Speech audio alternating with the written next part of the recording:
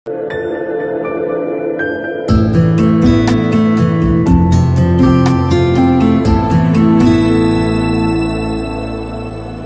mga idol, please like, share and subscribe for more novel stories to uploads. Diyos ng Digmaan, JC Entertainment.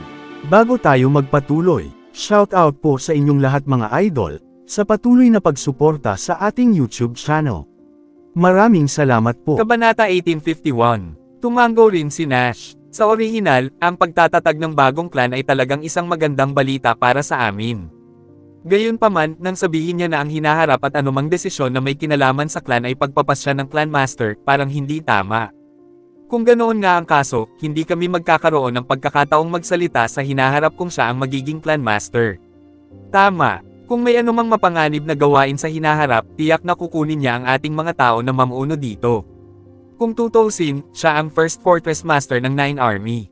Siguradong magiging bias siya sa kanyang mga orihinal na sakop. Galit na galit din si Kenneth. Kung alam natin na gusto ng taong ito na ay absorb na lang tayong lahat, dapat sumama na lang tayo sa mga tao mula sa Pavilion Below Cloud. Isang mapait na ngiti ang ibinigay ni Titus. Masyadong simple ang iyong pag-iisip. Magkatulad din sana ito kahit na sumama tayo sa Pavilion Below Cloud. Hindi ba't na-absorb ng Pavilion Below Cloud ang natitirang mga tao mula sa Hall of Divine Royal at Cloud Sky Sect sa kanilang hanay? Iniisip ko na hindi pa rin masyadong masaya ang mga taga-Pavilion Below Cloud dahil hindi tayo pinayagan ni Young Master Jack na sumali sa kanilang clan. Buntong hininga, ang mahihina ay talagang walang masasabi sa anumang bagay. Kung hindi tayo na-absorb sa Pavilion Below Cloud, kung gayon ang Nine Armies. Hindi bale, hindi bale. Sa kabutihang palad, ang enerhiya ng Chi dito ay mas makapal kaysa dati, at maraming mga cultivation martial art techniques na magbibigay daan sa atin na makapasok sa Ultimate God Realm at madagdagan ang ating buhay dito. Nakapagsalita lang si Kenneth habang bumantong hininga. Don't worry, di ba 20 days pa ang clan elections? Hehe, hanggat nagsisikap tayo, may pag-asa pa na mapili ako bilang clan master. Gayunpaman, hindi inaasahan ng lahat nang umiti si Jack at magsalita ng may kumpiyansa. Naningkit ang mga mata ni Nash pagkatapos niyang marinig ito. Talaga, magiging hindi ka panipaniwala kung magiging clan master ka. Hindi bale kung aalagaan mo kami, ngunit tiyak na magiging patas ka. Mas magiging panatag kami kumpara kay Austin na naging clan master. Hindi ka nagbibiro, tama, Young Master Jack. Ito hindi ba ito masyadong mahirap? Sinabi ni Austin na ang mga antas lamang ng paglilinang ay nasa ika-5 baitang Ultimate God Realm at higit pa ang magkakaroon ng autoridad na bumoto. Marami tayong tao, ngunit iilan lamang ang nasa antas ng paglilinang na iyon. Paano natin sila matutumbasan? Isang mapait na ngiti ang ibinigay ni Titus, hindi makapaniwala sa sinabi ng binata. Hehe, no need to rush. May sense na ako kung paano gumawa ng mga third grade premium na table task. Tinatansya ko na kailangan ko ng 5 araw hanggang sa gumawa ng third grade premium na pills. Kapag nagtagumpay ako, may 15 araw pa ako para gumawa ng mga table task. Pumalaklak si Jack at sinabing, huwag kalimutan na ang Nine Armies ay hindi gaanong nagkakaisa. Tiyak na kukunin nila ang panig ng First Fortress Master para makakuha ng mga benepisyo para sa Nine Armies, ngunit kung bibigyan natin ang iba pang 8 Fortress Masters ng third grade premium pill. Ang isang Pildores na tulad nito ay makakatulong sa kanila na makapasok sa first grade soul penetrating realm. Tama, ang mga umaani ng benepisyo mula sa iba ay hindi maglakas loob na kumilos laban sa kanila. Hindi madali para sa mga taong nasa ika-9 na baitang Ultimate God Realm na makapasok sa Soul Penetrating Realm. Malaki ang agwat sa pagitan ng dalawang antas ng cultivation na ito. Kung bibigyan mo sila ng third grade premium na tableta, napakalaking pagkakataon para sa kanila. Kahit na ang tanga ay hindi tatanggihan ang isang pagkakataon. Biglang, naintindihan ni Titus ang ibig sabihin ni Jack matapos makinig sa kanyang pangangatwiran. Naging excited ang ekspresyon niya.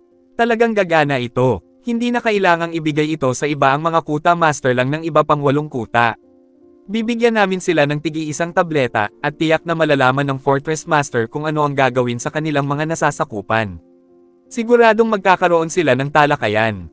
Nakangitiring wika ni Kenneth. Naunawaan nilang lahat na ang isang pill na magbibigay daan sa mga Fortress Masters na mabilis na makapasok sa first grade soul penetrating realm ay napakahalaga sa kanila. Basta, siguradong makakasakit ito sa First Fortress Master, tama ba? Napakunot ang noo ni Nash matapos itong isipin. Kabanata 1852. Haha, Ma-offend man natin ang First Fortress Master o hindi, wala akong lakas ng loob na ibigay sa kanya ang tableta. Tumawa si Jack at sinabing, pagkatapos ng eleksyon, bibigyan ko siya ng tableta, at natural na hindi na niya ako masusuklem. At saka, kapag nalaman niyang 3rd grade premium alchemist ako, matutuwa siya. Totoo iyan. Mabilis siyang makakagawa ng tagumpay gamit ang tableta. Hanggat mataas ang antas ng kanyang cultivation, marahil ay hindi niya bibigyan ng malaking kahalagahan ang pagiging clan master o hindi. Si Titus at ang iba ay tumango, labis na masaya. Sige, hindi na kailangang mag-alala, lahat. Marami na rin tayong martial resources mula sa kagubatan sa pagkakataong ito. Bali ngayong buwan sapat na rin para sa lahat na magsaka sa susunod na 2 o 3 buwan. Magpakalma muna ang lahat para tumaas ang antas ng pagtatanim. Isang mapait na ngiti ang ibinigay ni Jack at sinabi sa lahat. Lahat ay tumango. Hindi na sila gaanong nag-alala at mabilis silang umalis upang linangin ang kanilang sarili. Sa sandaling ito, sa First Fortress Master, sa lugar ni Austin, maraming tao ang natipon din. Unang Fortress Master, ang iyong desisyon ay talagang hindi ka panipaniwala. Isang matandang lalaki ang nag-thumbs up kay Austin. Sa pamamagitan nito, lalakas pa ang 9 Army. Napakahusay ng martial talent ni Jack. Bagamat hindi natin alam kung nasa ang antas siya ng cultivation, ang grupong ito ng mga tao ay may malaking potensyal na makaligtas sa Bloodshed Clan. Ang mga taong nakaligtas ay tiyak na magsisikap na linangin ang kanilang sarili sa hinaharap at gumawa ng mas mahusay na pag-unlad. Tama. Congratulations, First Fortress Master. Ikaw ang magiging clan master ng sekta sa hinaharap. Haha, alam na alam ni Jack ang sitwasyon. Sa totoo lang hindi sila nagprotesta laban sa pagpayag na lamang ng mga nasa ika-5 baitang Cultimate God Realm pataas na magkaroon ng pagkakataong bumoto. Nakangiti din ang isa pang matanda. Akala nilang lahat ay maliwanag ang kanilang kinabukasan. Huwag masyadong magsalita, lahat. Masyado pang maaga para sabihin. Kailangan pa nating maghintay ng 20 araw. Pagkatapos ng 20 araw, maaari mo na akong tawaging clan master. Tuwang-tuwa ang First Fortress Master. Itinaas niya ang baso ng alak at sinabing, cheers, cheers. Nagsumikap kayong lahat ngayon. Tara, inom tayo at magpista. Sa sandaling ito, sa isang malaking bulwagan sa pavilion below cloud, medyo nagalit ang clan master, si Tomas. That brat named Jack is truly so disrespectful. Binigyan ko siya ng chance na sumali sa pavilion below cloud, pero hindi ko akalain na pipiliin talaga ng brat na sumama sa 9 armies. Galit na galit ako. Mas maliit ba ang pavilion below cloud kaysa sa 9 armies? Ang unang elder ay humakbang pasulong at nagsalita ng walang magawang ngiti, marahil ay dahil ang mga tao mula sa Hall of Divine Royal at Cloud Sky Sect ay dumating sa ating hanay. Narinig ko mula sa aking mga disipulo na ang 30,000 tao ay hindi nakikisama sa mga tao ni Jack. Kahit na ngayon ay isinantabi na ng 2 ang kanilang mga awayan, ayaw pa rin nilang makita ang kabilang partido. Thomas nodded his head then he added, kalimutan mo na. Kung gusto nila sumama sa amin, samahan mo kami. Kung ayaw nila, ayos lang. Hindi naman sila nawawalan ng pavilion below cloud. Kabanata 1853, maliwanag na medyo huli na nang makapunta si Tomas at ang iba pa. Sila ay napalampas sa labanan ng 9 armies, Jack, at ang iba pa laban sa Bloodshed Clan. Kaya naman walang nakakaalam kung gaano kalakas si Jack at wala silang pakialam sa kanya. Sa kabilang cliffside, galit na tumingin si Lily kay Lance. Kahit ano, Lance, ginagawa ko ang lahat para sa kapakanan mo. Tsaka pinatay ni Nash at ng iba pa ang lolo't lola mo, at maraming tao sa pamilya Lagorio ang pinatay ng mga white family members. Hindi mo ba talaga galit si Nash at ang iba pa? Isang malamig na ngiti ang ibinigay ni Lance. Don't worry mom. Papatayin ko si Jack at Nash sooner or later.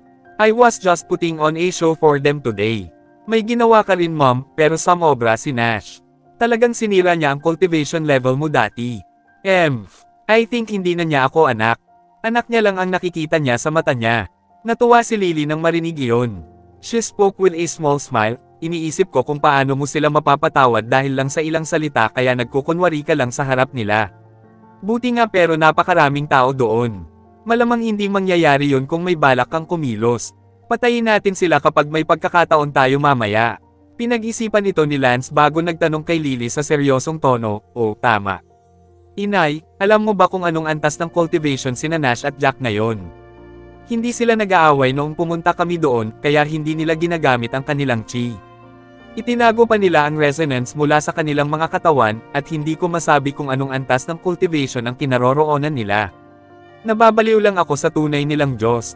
Anong antas ng paglilinang sila? Kumunat ang noo ni Lily at napakagatlabi. Pagkatapos ay nahulaan niya, hindi ako masyadong sigurado sa kanilang cultivation level, ngunit ang martial talent ni Jack ay talagang maganda. Sa aking mga pagtatansya, malamang na nasira na siya sa 2nd o 3rd grade Ultimate God Realm. Hindi ka maaaring maging pabaya, lalo na sa kanyang hanggal na kapangyarihan sa pakikipaglaban. Haha, don't worry. Mas nauna ako sa kanya ng kalahating taon. Nasa 8th grade Ultimate God Realm na ako ngayon. Malampasan kaya ng brat na yun ang kasalukuyang cultivation level ko kahit na napakalakas niya. Katapat ko ba siya? One day, I'll find some time to pretend to visit them and bring them out, then I'll kill both of them in one shot. Isang malamig na ngiti ang ibinigay ni Lance, puno ng paghihiganti ang kanyang mga mata. Sige, mabuting anak ka. Mas mabuting linangin mo ang iyong sarili ng maayos at mabilis na pumasok sa 1st grade soul penetrating realm. Kung makapasok ka sa 1st grade soul penetrating realm, talagang magiging matatag ang posisyon mo kung ikaw ang susunod na clan master. Kung hindi, malaking kawalan kung may ibang master na lilito at agawin ang posisyon mo. Napanatag si Lily nang makitang ang kanyang anak ay nasa ika-8 baitang Ultimate God Realm at may magandang kinabukasan. Nagpahinga si Jack ng isang gabi. Kung tutuusin, nagpumilit siya nitong mga nakaraang araw at walang oras para magpahinga. Sa wakas ay maisantibinan niya ang kanyang mga alalahanin at makapagpahinga sa magdamag. Gayunpaman, hindi niya inaasahan na makikita siya nina Ella, Arthur, at ng iba pa nang biglang sumikat ang langit kinabukasan. Kuya Jack, ikaw paano mo nililinang ang iyong sarili? Hindi ba ang bilis ng iyong paglilinang ay medyo napakabilis? Nakakuha ka ba ng napakabihirang kayamanan sa kagubatan? Kung hindi, walang paraan na makakagawa ka ng mga tagumpay ng ganoon kabilis. Nakangiting tumingin si Arthur kay Jack, nakaukit sa kanyang ekspresyon ng pag-asa. Gusto niyang malaman kung may kayamanan o paraan si Jack para mabilis na mapataas ang antas ng kanyang cultivation. Hehe, well, hindi ko ito sasabihin sa iyo ngayon, ngunit naniniwala ako na malalaman mo ito sa lalong madaling panahon. Pumalaklak si Jack at sinabing, ang iyong 9 army ay hindi masyadong magalang. Alam mo na kami ay pinapatay ng mga disipulo ng Bloodshed Clan sa simula, ngunit hindi ka pa rin nagpadala ng sinuman upang tumulong sa amin. Mabuti na lang at nasa panig namin ang swerte.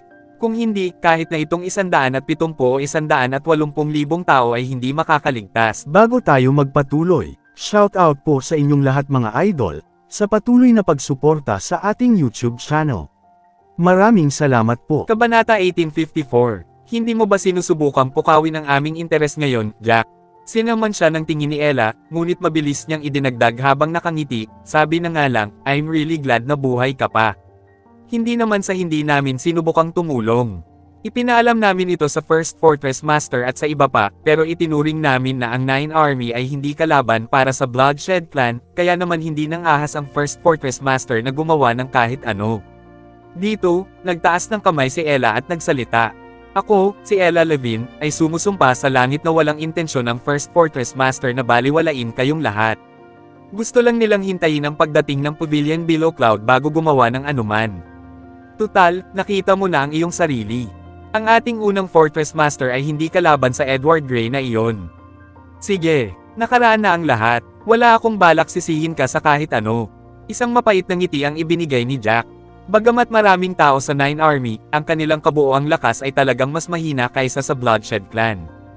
Kung hindi dahil sa kanyang mga tao na nagmamadali at tinutulungan niyang patayin ang ilang Bloodshed Clan elders sa mas mataas na antas ng cultivation, pati na rin ang pakikipagtulungan kay Austin para patayin si Edward, wala sana itong pagkakataon na sirain ang Bloodshed Clan.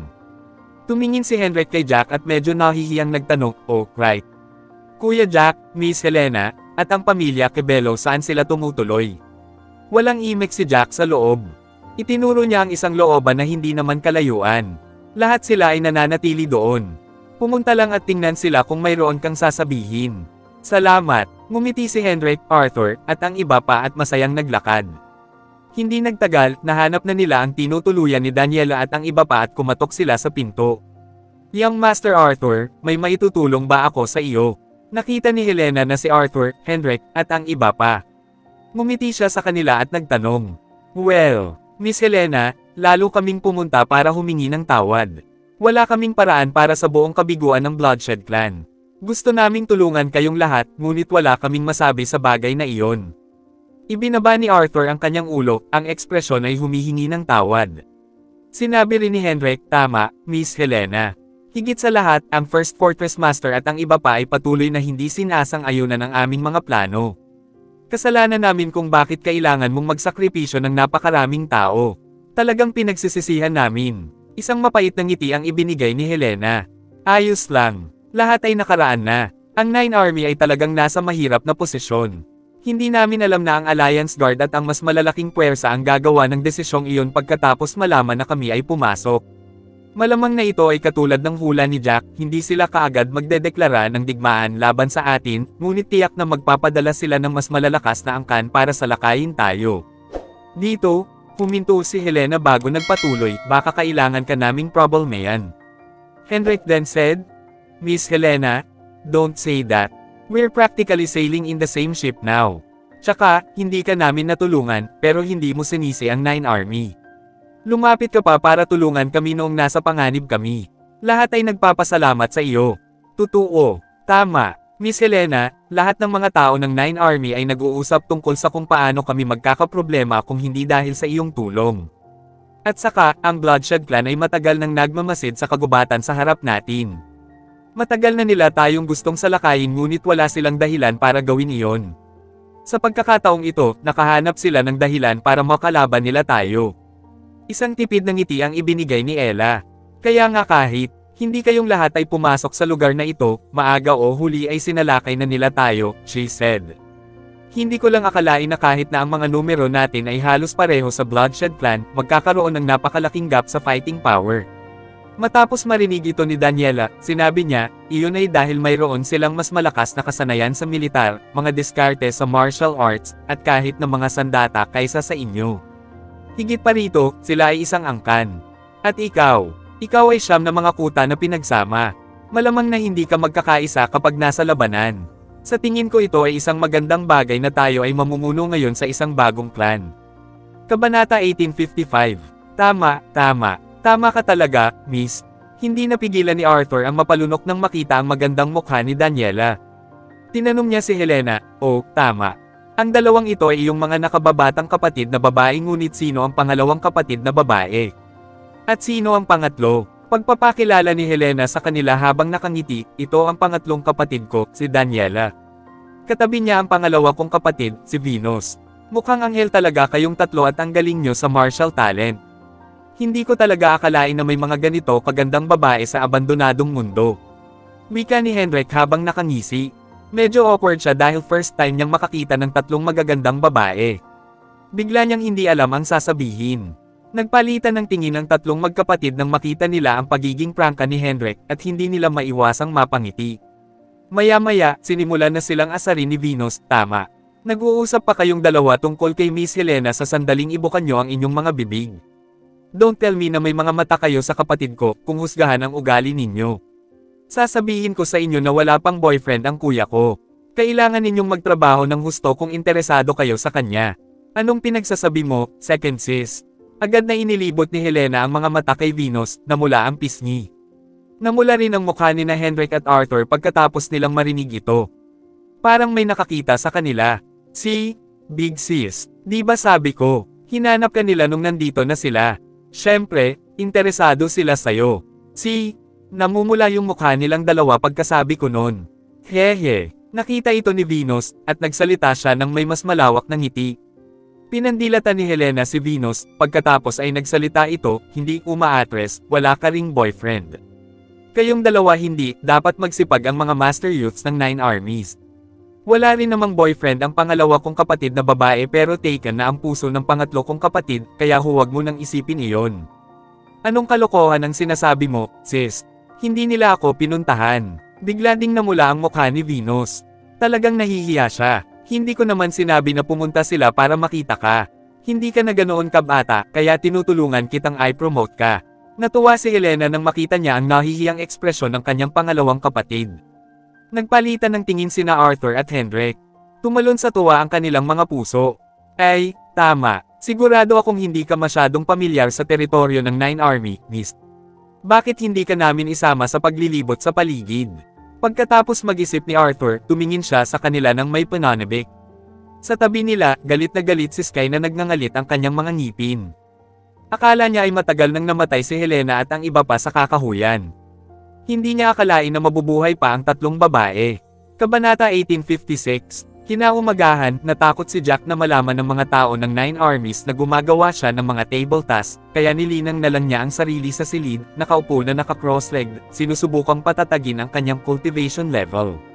Ang chi pool sa kanyang katawan ay mas malaki kaysa dati at nakakatulong ito kay Jack na dahan-dahang mapataas ang kanyang cultivation level. Nagawa niyang patatagin ang kanyang sarili sa antas ng kanyang paglilinang. Marahil ay naabot na niya ang intermediate stage ng ikapitong baitang Ultimate God Realm at malapit na siyang maabot ang advanced stage. Pagkaraan ng ilang saglit na paglilinang, iminulat ni Jack ang kanyang mga mata at napagtantong hapon na. Isang maliit na ngiti ang naglaro sa kanyang labi.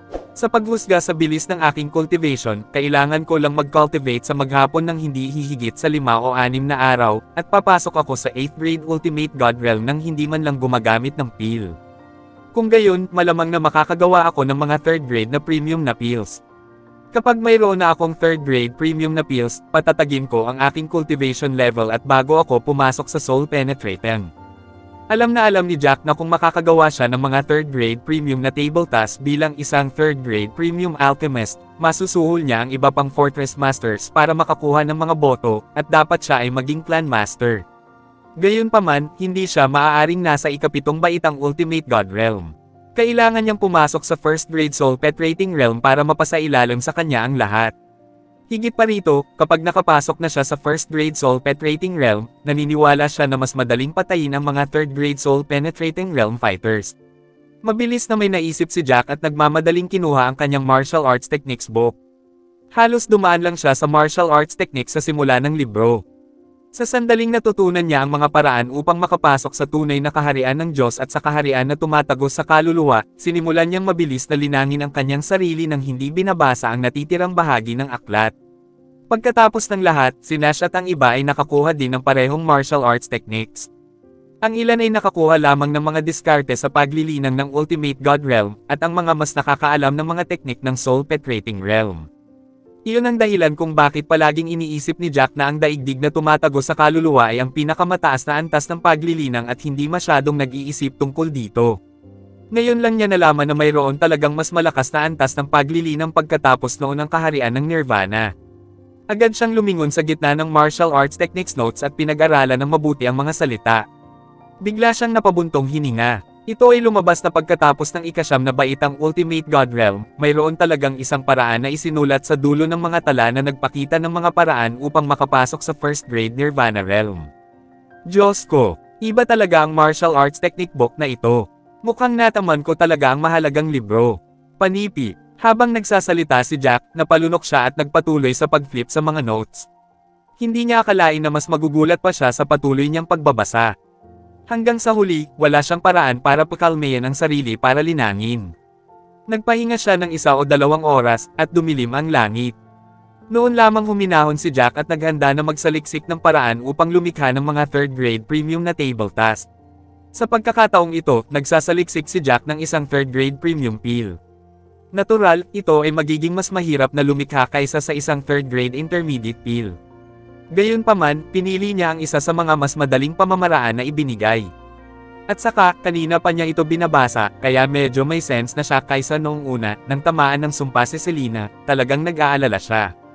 Siya ay kulang sa mga pamamaraan at sangkap ng alchemy, pagkatapos ng lahat.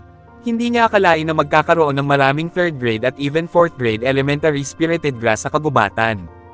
Higit pa rito, marami siyang nakuhang alchemy formula. Nagbigay ito sa kanya ng pagkakataon na patuloy na magsanay ng alchemy at pagbutihin ang kanyang sarili.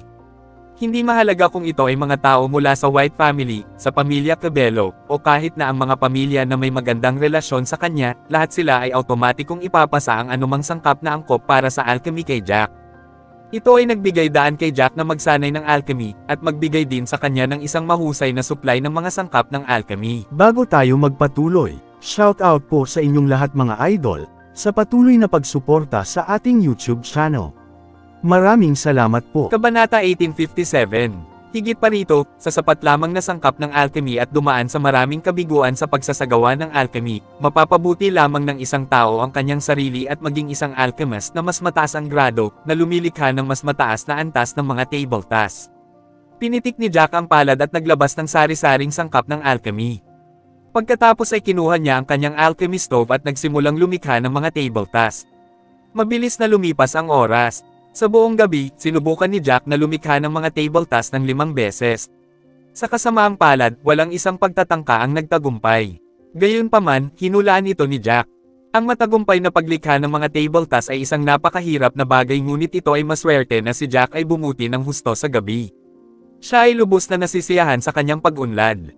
Lumipas ang mga araw, at lumabas si Jack para mamasyal sa maghapon bago bumalik sa kanyang silid para magtanim. Sa gabi, pinapakalma niya ang sarili para gumawa ng mga table tasks. Sa ika-6 na gabi, sa wakas ay nagtagumpay si Jack nang likhain niya ang pangalawang tableta. Nakuha ko na sa wakas. Ang galing! Bakas ang pinanibik sa mga tampok ni Jack habang tinitignan ang tableta sa kanyang kamay, isang halimuyak na halamang singaw mula rito. Nahuli siya ng isang araw kumpara sa kanyang mga hula, ngunit nagtagumpay siya. Ang tableta ay maaari pang ang ituring na mabisa para sa isang tao sa first-grade soul's penetrating realm. May pagkakataon man lang na makapasok sila sa second-grade soul penetrating realm. Gayunpaman, kung nais ng isang tao na gumawa ng mas mahusay na mga tagumpay at makakuha ng mas mahusay na mga resulta, kailangan ng isa ang pang-apat na baitang na tableta na magpapaangat sa mga tao habang linilinang nila ito. Isa na akong third-grade premium alchemist pagkatapos ng hindi hihigit sa 2 buwan. Ang pinakamataas na cultivation level ay ang ika-9 na grade soul penetrating realm. Hanggat naging 4th grade alchemist ako at may mataas na cultivation level, hindi ako naniniwala na hindi ko maaalis ang sumpa sa katawan ni Selena. Tuwang-tuwa si Jack nang maisip niya kung paano siya isang hakbang na palapit sa pag-alis ng sumpa kay Selena. Phew! Maaga pa lang. Subukan pa natin. Kapag nagtagumpay ako sa unang pagkakataon, mas magiging madali ang paggawa ng mga table tasks sa mga susunod na pagkakataon. Gagawa na lang ako ng mga tabletang ito para sa 2 araw na ito. Salamat at may sapat na mga sangkap. Kung hindi, malamang na kailangan kong kumuha ng tutulong sa akin na mahanap ito. Isang mahabang buntong hininga ang pinakawala ni Jack at maingat na itinago ang tableta, pagkatapos ay nagpatuloy siya sa paggawa ng higit pang mga table tasks. Dahil mas pamilyar siya sa proseso, sinubukan ni Jack na gumawa ng 4 pang table tasks sa susunod. Pagkatapos ay sumikat ang bukang liwayway sa kalangitan. Samantala, matagumpay lamang na nakalikha si Jack ng isang tableta sa 4 na araw.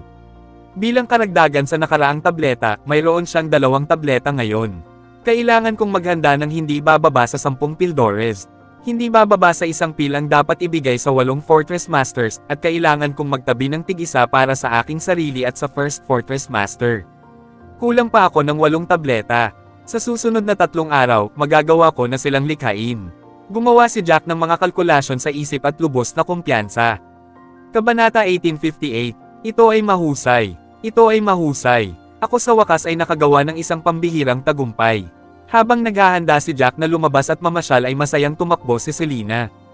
Talaga, napakaganda. Kung gayon nasa intermediate stage ka na ba ng True God Realm ngayon, mahal? Natuwa rin si Jack nang makita ang excitement ni Selena. Maliwanag na hindi gaanong ngumiti si Selena pagkatapos ng sumpa sa kanya, at palaging may mapanglo na hangin sa paligid niya. Gayunpaman, ang mga kasanayan sa alchemy at antas ng paglilinang ni Jack ay mabilis na bumubuti. Tila mas kumpiyansa si Selena, at mas nakangiti siya nitong mga nakaraang araw. Kumusta ang iyong alchemy practice, mahal? Nag-improve ka na ba? Nakita kong nagsasanay ka ng alchemy gabi-gabi.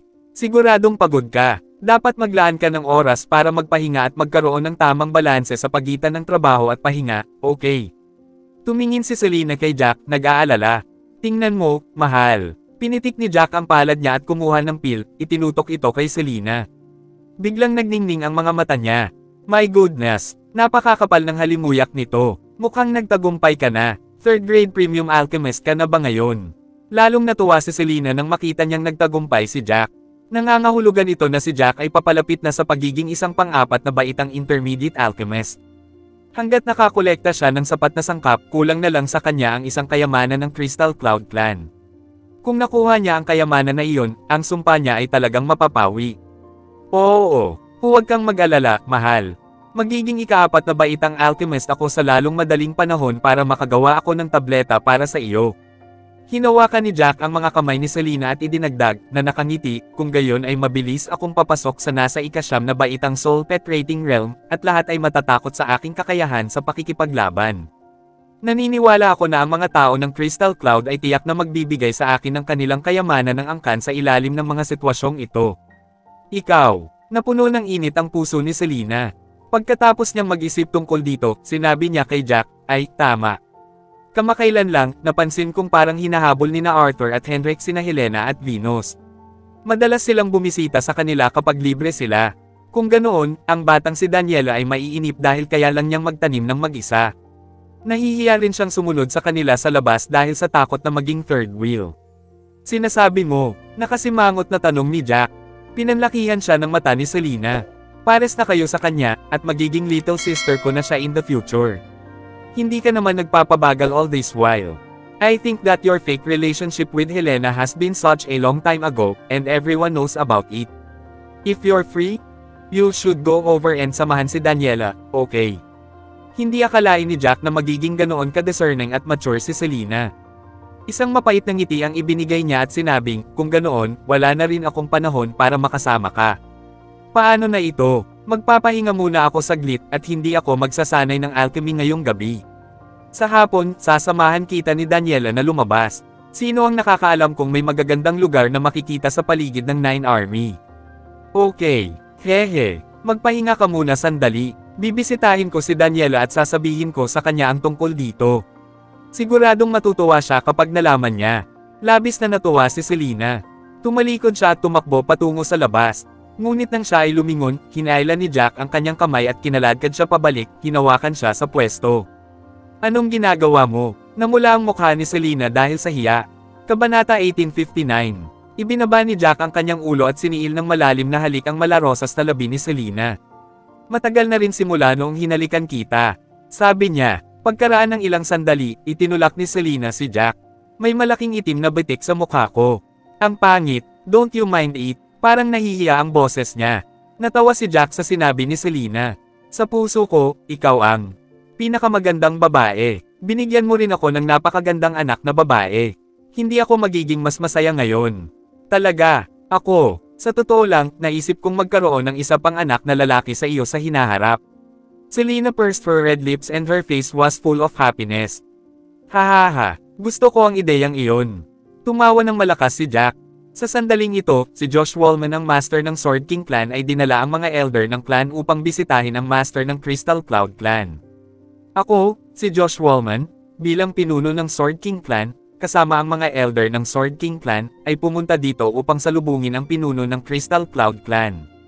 Dumating si Josh at ang kanyang mga tauhan sa harap ng isang grupo ng mga disipulo na nagpapatrolya sa paligid ng Crystal Cloud Clan, at magalang na yumuko sa mga disipulo at ibinuhos ang kanyang intensyon na bisitahin ang lugar. Oh, ikaw ang pinuno ng Sword King Clan. Isang babaeng disipulo ng Crystal Cloud Clan ang tumingin sa kabilang partido bago tumawa, I'm really sorry. Ikaw ay dumating sa maling oras. Ang ating guro ay may mahalagang talakayan sa isa pang guro ng isang kilalang angkan, kaya sa palagay ko ay mas mabuting huwag na lang silang abalahin sa sandaling ito. Bakit hindi kita dalhin sa plaza doon upang magpahinga sandali? Ihahatid kita upang matugunan ang ating guro kapag natapos na ang kanilang pagpupulong. Kahit na ang Sword King Clan ay hindi itinuturing na isang prominent at sikat na clan, ito ay itinuturing na isang maimpluwensyang clan sa mga mas maliliit na clan. Kaya't ang babaeng disipulo ay medyo magalang pa rin habang nakikipag-usap kay Josh, pagkatapos ng lahat siya ay isang clan master. Sandaling huminto si Josh bago sinabing, sa totoo lang, kung hindi lang mahalaga, hindi na sana ako pumunta dito. Dahil may isa pang clan master ng isang prominenteng clan, dapat akong pumunta at makipagkita sa kanilang dalawa. Ang bagay ay napakalaki at may problema, natural, mas mabuti kung mas maraming maimpluwensyang clan master ang nakakaalam tungkol dito. Isang elder ng Sword King Clan ang humakbang at nagsalita, oo, maliit na babae. Tama si Master Wallman tungkol sa bagay na ito. Ang mundo dito ay sasailalim sa isang matinding pagbabago dahil sa bagay na ito. At natatakot ako na ang ating buhay ay hindi na magiging mapayapa at maginhawa gaya ng dati. Nang marinig ng babaeng disipulo kung gaano kaseryoso ang bagay na iyon, sumagot ang babaeng disipulo, sayang. Hindi ko alam na magiging ganoon kahalaga ang bagay na iyon. Kung gayon, dadalhin kita sa aming Panginoon ngunit sana ay talagang apurahan at mahalaga ang bagay na nasa kamay mo. Kung hindi, parurusahan ako ng aking Panginoon. Haha, huwag kang mag-alala, hindi ka parurusahan ng iyong amo. Tinitiyak ko sa iyo iyon. Tumawa ng malakas si Josh. Pagkatapos ay sinundan nila ang babaeng disipulo at lumipad patungo sa isang palasyo. Hindi nagtagal, dumating ang grupo sa palasyo. Matangkad, engrandi, at may maringal na aura ang palasyo. My master, ang master ng Sword King clan at ang kanyang mga elders ay pumunta sa inyo, sinasabing may isang bagay na apurahan at mahalaga. Ilang hakbang pasulong ang babaeng disipulo at malakas na nagulat. Isa sa mga matatandang lalaki na nakakunot ang noo ay tumayo at tumingin kay Josh at sa kanyang mga matatanda bago bumaling sa babaeng disipulo at nagutos, sige, umalis ka na. Master Loador, Master Mackenzie. Napakagandang malaman na kayong dalawa ay nandito. Mayroon akong apurahang iulat at sana ay mapag-usapan natin ito. Humakbang si Josh at binati sila ng fist to palm salute. Maraming salamat sa lahat mga idol na sumusubaybay sa ating channel. Please subscribe to our YouTube and Facebook channel, JC Entertainment. Maraming salamat po. Kabanata 1860. Spill it. I'm curious to know what urgent matter bring you and your elders all the way here from your clan. It must be something important. Si Master Loador ay walang iba kundi ang master ng Crystal Cloud Clan. Tumingin siya kay Josh na may ngiti sa labi. Si Josh, na may tame time na mukha, ay sumagot sa kanyang tanong, may malaking nangyari. Nalaman ng Bloodshed Clan na maraming tao na mula sa abandonadong mundo ang nakapasok sa lugar na ito mga 2 buwan na ang nakakaraan. Hindi lang isa o dalawa, kundi humigit kumulang 600,000 tao. Mga 600,000 tao. Nang marinig ito ng 2 dakilang clan masters, napabuntong hininga sila. Paano nila naisip na napakaraming tao ang papasok mula sa abandonadong mundo? Hindi ka naman seryoso diba? Ang dami na talagang pumasok. Tanong ni Master Loader kay Josh matapos niyang pag-isipan ang bagay na iyon. Nga pala, mula nang matuklasan ng Bloodshed Clan ang kanilang pag-iral, wala ba silang ginawa tungkol sa kanila? Napakarami sa kanila. Hindi natin basta-basta mapapapasok ang mga taong ito at kunin ang ating mga mapagkukunan. Hindi madaling makapasok sa susunod na antas ngayon, at walang napakaraming masiglang damo sa ika-4 na baitang, kaya paano natin papayagan ang napakaraming tao dito? Agad namang tumugon si Josh, may ginawa ang Bloodshed Clan. Sa katunayan, nagpadala agad sila ng mga tao para palibutan ang kagubatan at kabkuban ang mga tagalabas. Agad na nakahinga ng maluwag sina Master Loador at Master Mackenzie nang marinig ang mga sinabi ni Josh. Dahil nagpadala na ang Bloodshed Clan ng mga tao para kabkuban ang mga tagalabas, dapat na huwag masyadong mag-alala. Pagkatapos ng lahat, dapat ay napakadali para sa Bloodshed Clan na lipulin ang mga tagalabas na iyon, hindi banggitin ang mga tagalabas na nakakalat sa paligid ng kagubatan at hindi malakas sa maliliit na grupo. Gayunpaman, ang hindi inaasahan ng 2 clan master ay nang ipagpatuloy ni Josh ang kanyang hindi natapos na pangungusap.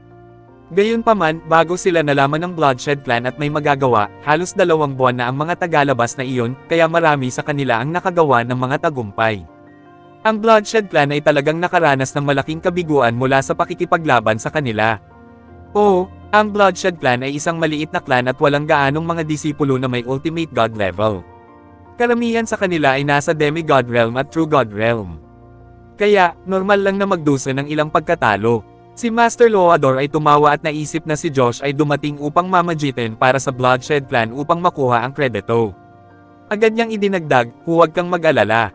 Malaki ang kontribusyon nila sa Alliance Guard at dapat silang gantimpalaan kahit na nawalan sila ng maraming disipulo. Tiyak na gagantimpalaan natin ang Bloodshed Clan.